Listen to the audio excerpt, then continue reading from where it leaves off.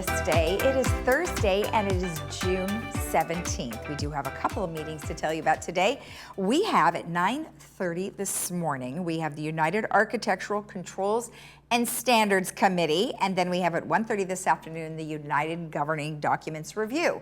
Now, of course, you could follow along with these at lagunawoodsvillage.com/meetings. Now, on our show today, we have the El Toro Water District with Director Mark Monin. And then we talked to Goodwill Orange County. And Corinne was just delightful and really helped me to understand the differences between what you can donate to them and what they would prefer you not to donate. So we go through all of that with her, so make sure you stay tuned for that.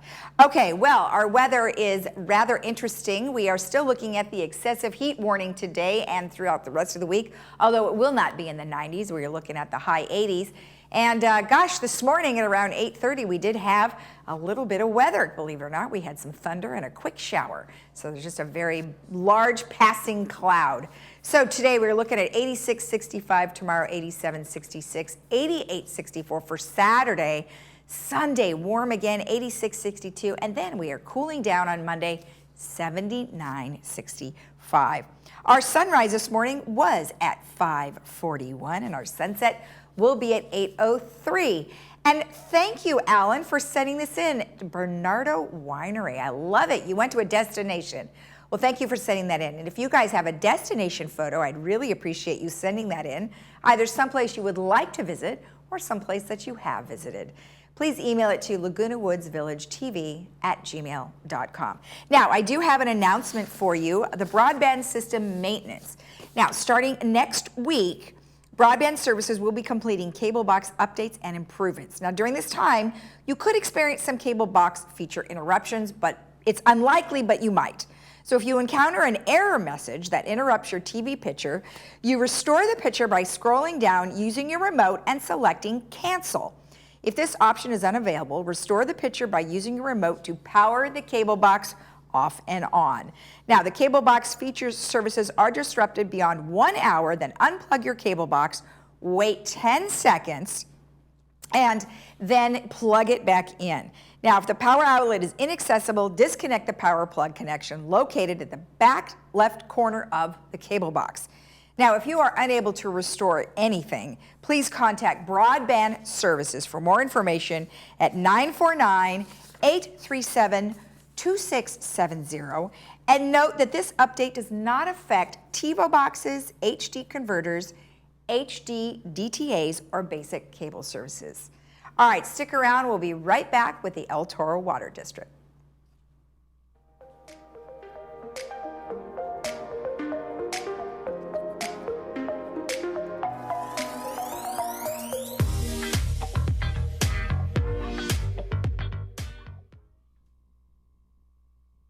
Oh, life, how we admire you, are deeply fascinated by you. All your twists and turns and wild rides you take us on. The ups and the downs. Life, you live inside all of us, breathing, growing, beating. You are the reason we'll always provide world-class healthcare. Providence, we see the life in you.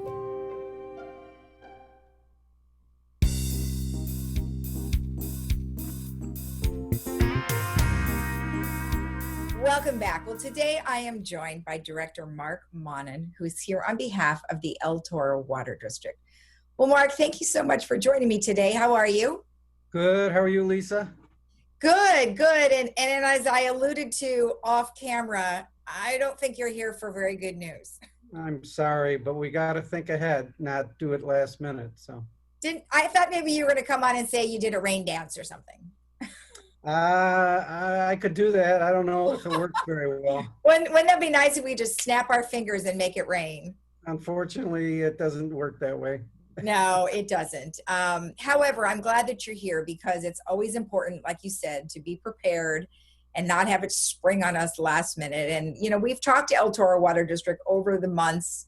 You know, some usage is up, the usage was down. I mean, it kind of varied, but we have had hardly any rain, like you had mentioned, and very little snow impact. So anyway, with that said, thank you. Please launch right into tell me what our water supply looks like right now.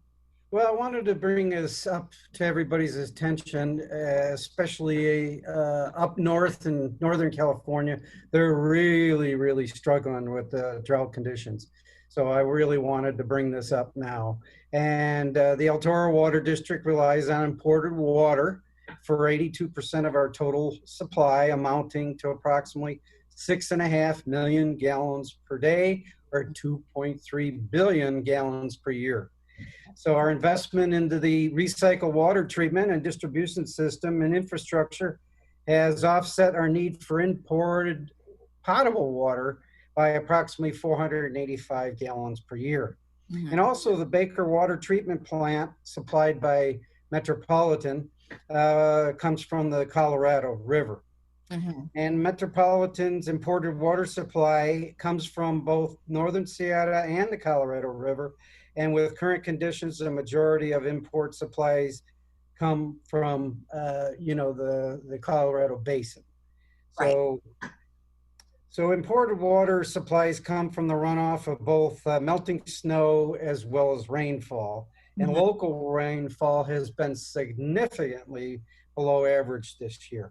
Right. And so the Northern California participation is significantly below average this year, and the Southern Sierra snowpack peaked at 46% of normal, and the Northern Sierra snowpack peaked at 72% normal. Mm-hmm. So the water year is the third lowest on record for annual precipitation, and the water year 2020 was the 10th lowest. So we didn't talk much about it last year, but it wasn't all that great last year. Right. So lower than normal snowpack has been feeding by the Colorado River. Right. So Lake Powell, go ahead. Oh, well, I was going to ask you, as we're looking at the water supply map here, where we have, the Northern Sierra and we have the Colorado River Basin and Lake Powell and Lake Mead.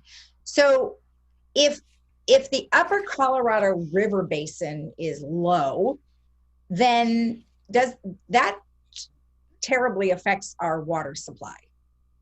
Yeah, because Colorado uses it, Arizona uses it, California uses it, and a certain amount of water still has to go all the way to Mexico. So many states are reliant on the upper Colorado River Basin. So right. It's very now, important. There's been a shift. I'm sure you're aware of the shift of population, how we have had people moving out of California, but they're like swarming to Arizona. And now that's going to impact Arizona's water supply, right? Yeah, they're going to need more and more demands, and so is Nevada. They've had good growth there.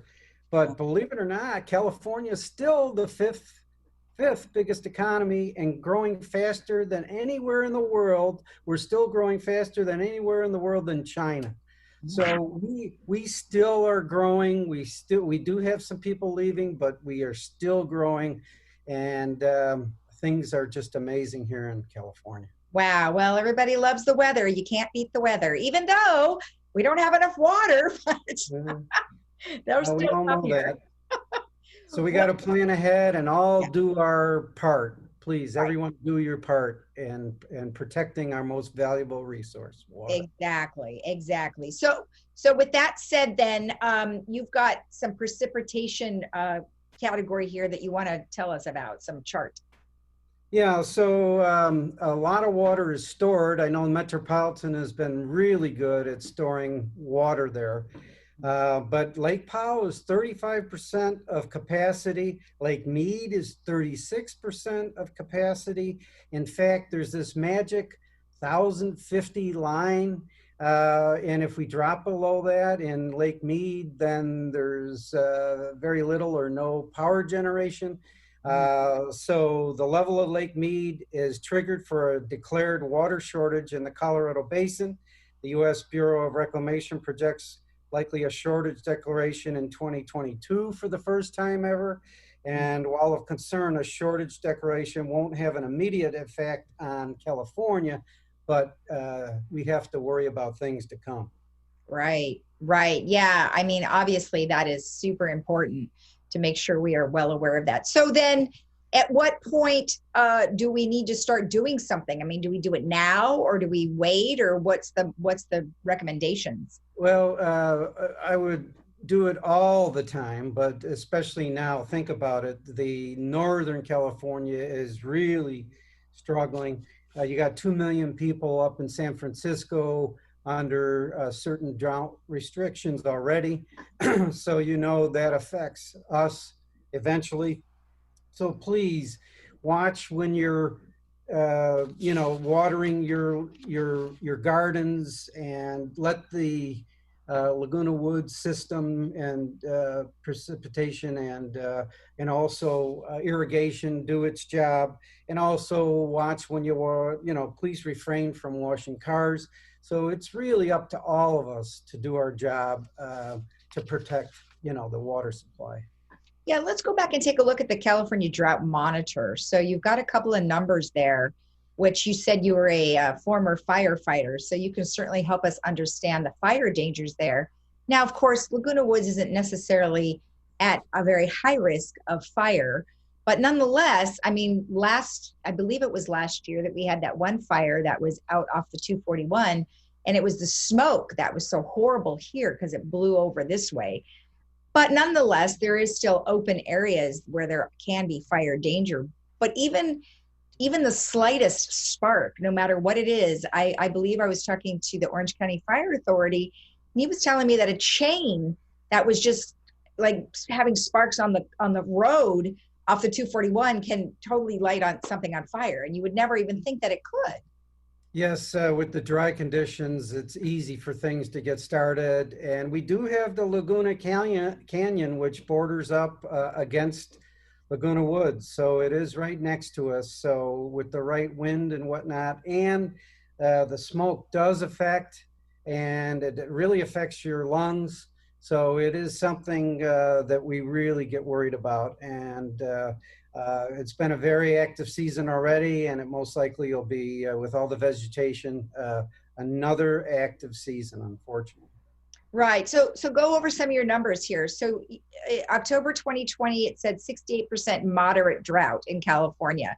But then it went on to say 35% severe to extreme drought in California.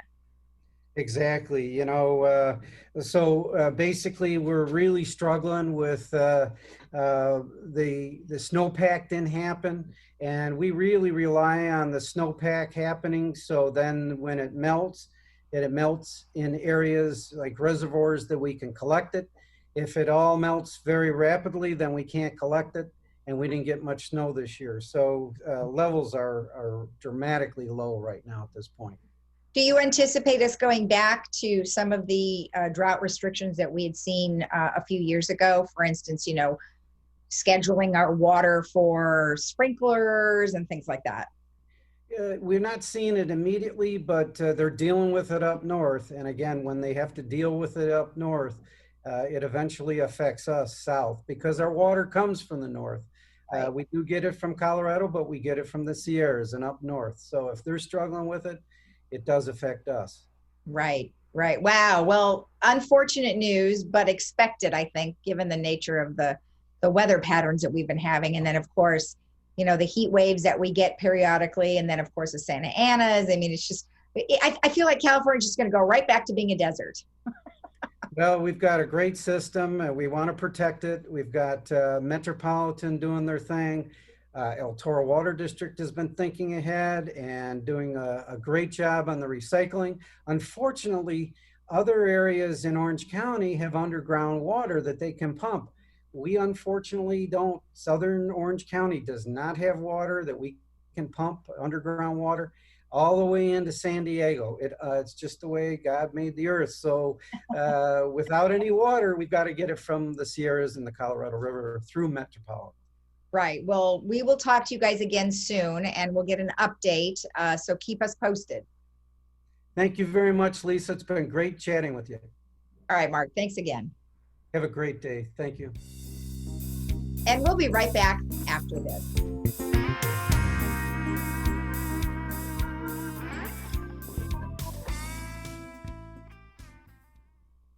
There are many treasures within the walls of Laguna Woods Village. The foundation of Laguna Woods Village is one of them. Nowhere in the nation has a community embraced a commitment to assist its own residents with temporary emergency support. Since 1997, the foundation makes that support available through donations by individuals, clubs, organizations, and bequests. Help the foundation to help the real treasures within the village, our friends and neighbors.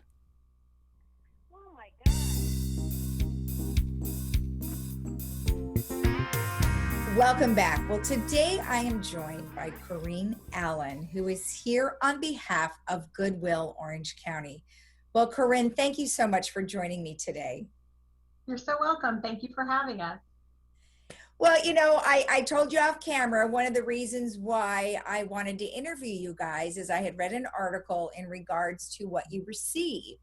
And unbeknownst to me, you receive a lot of things that you just can't use because they're broken or just unusable. And then you spend a bunch of money trying to send that wherever it needs to go. So thank you, because I think this is going to be really great for everyone to know what you can and cannot take, and really what, you know, what Goodwill is all about. So with that said, maybe give me an idea of, you know, why we have Goodwill. Yes, thank you so much. Yes, Goodwill Orange County has been here actually close to 100 years serving the community of Orange County. And donations are our lifeblood.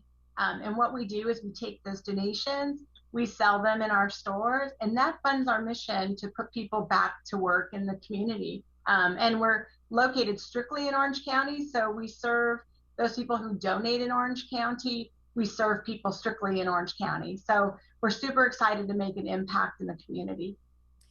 Now, you know, let's talk about things that you can and cannot take, but talk about what's been happening, you know, just over the course of the last, you know, maybe few years, is that you are ending up spending a lot of money on disposal of items you can't use. Tell me what's happening. Yeah, I think, you know, over the last 5 years, donations have increased, but definitely, you know, during the pandemic period, people were all busy at home cleaning out their homes, right? I mean, everyone reorganized the closet, reorganized their kitchen, collected all kinds of items.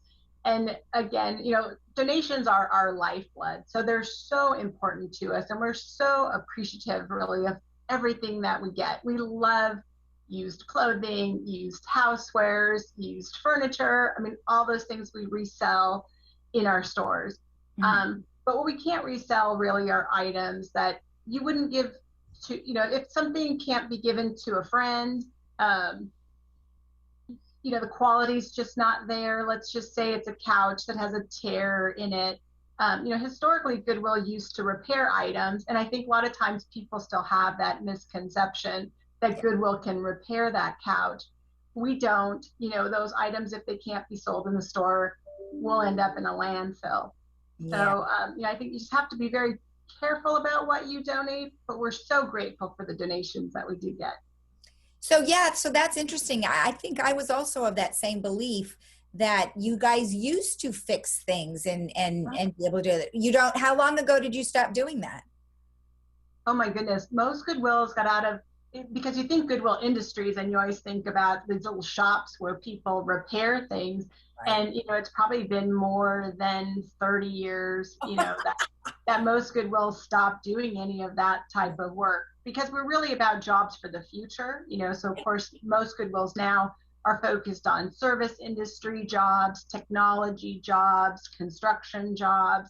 Mm-hmm. So, you know, furniture repair is not really one of those jobs that people seek or look for anymore.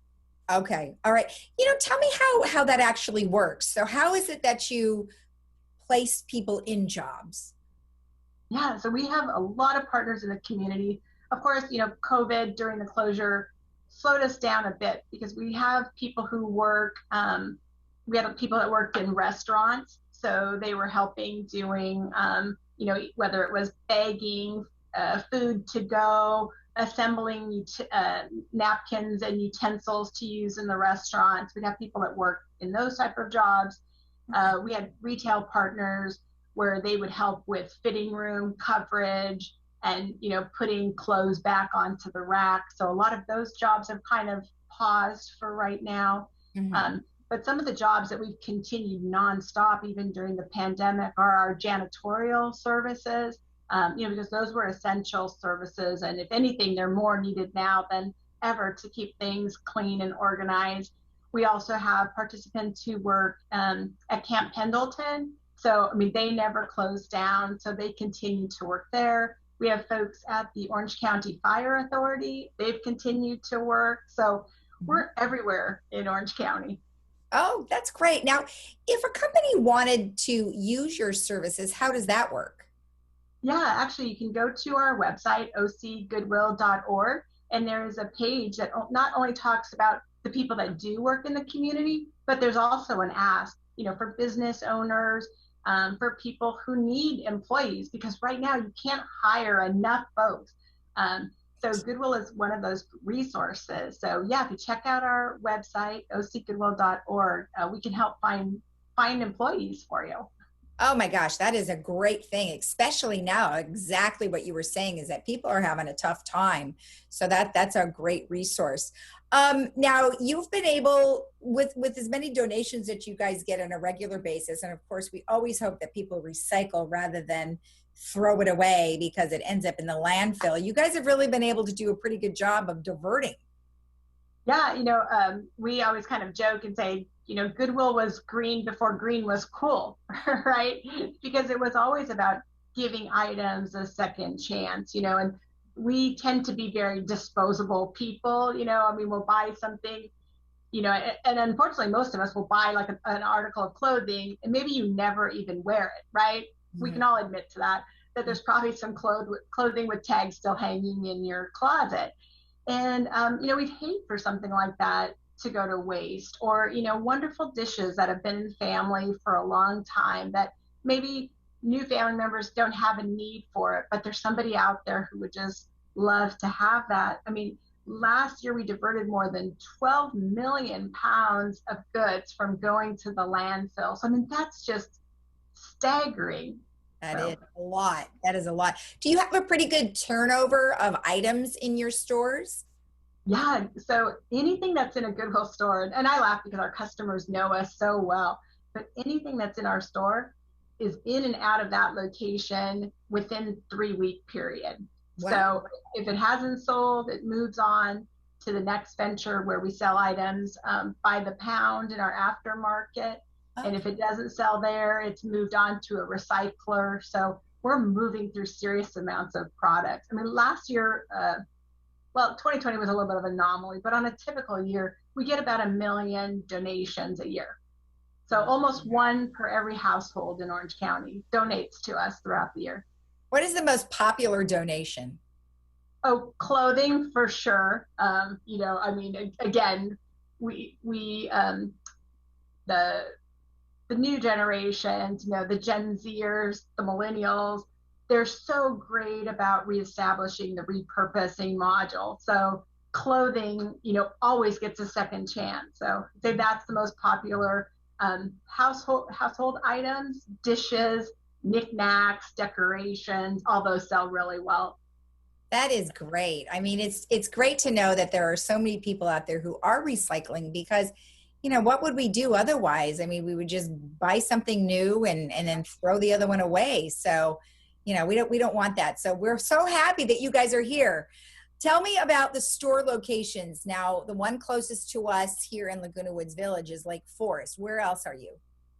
Right. We have 23 stores throughout Orange County. So the next closest to Laguna Woods, we have a store in San Juan Capistrano, which is a beautiful boutique store. If you haven't been there, you need to check that one out. We also have a store in Tustin, which is another boutique, but we're scattered throughout Orange County. Our farthest north store would be in Fullerton, and we have one in Brea. And then, as you head to Central County, a little more, a store in Costa Mesa. We have a couple stores in Huntington Beach, a few stores in Anaheim. So we have a pretty good footprint throughout the county. Now, last year you did take away some of your drop-off spots. Will those be coming back? Well, what we're looking for is to change that model a little bit. They were the freestanding trailers, so we still have a few out in the community right now. But we're going to be looking more at traditional store donation locations. That way it's a smaller footprint. We don't have to service quite as many locations, but donations continue to be so important and, like I said, just key to everything that we do. Exactly. And then let's just touch base one last time about the Lake Forest location. So I went there last week and I drove through, which I think is such a great plan. So tell me going forward how you guys plan to keep that and also do a little bit of something else.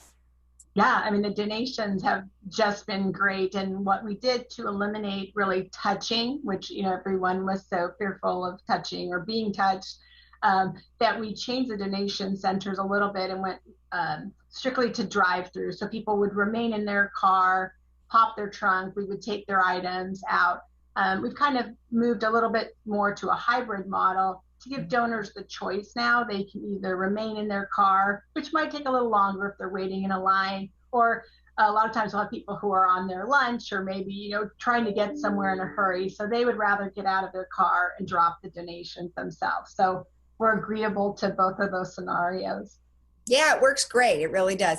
Well, thank you so much for spending the time with me today. I really appreciate it. Thank you so much. It was a pleasure meeting you. And again, we're so grateful to the residents of Laguna Woods and all your fabulous donations. So keep them coming. All right, great. Thank you so much. And we'll be right back after this.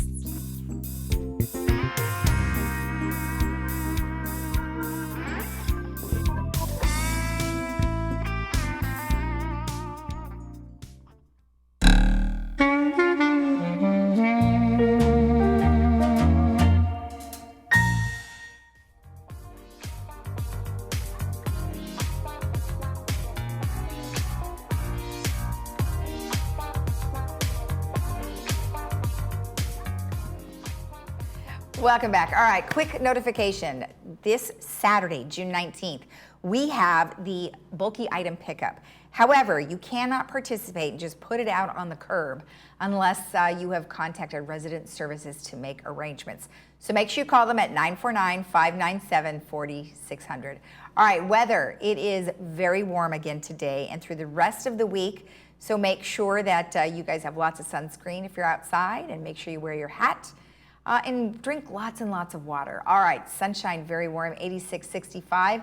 Tomorrow, 87, 66, 88, 64. And the weekend, 86, 62. And then we're looking at some cooler temperatures starting next week, 79, 65. All right, have a great day in the village. We'll see you again here tomorrow. It's Friday, and we'll see you at 9 a.m. tomorrow. Otherwise, you can watch our program at 12:30 and 5, or go to the YouTube channel, Village Television. Have a great day. Bye-bye.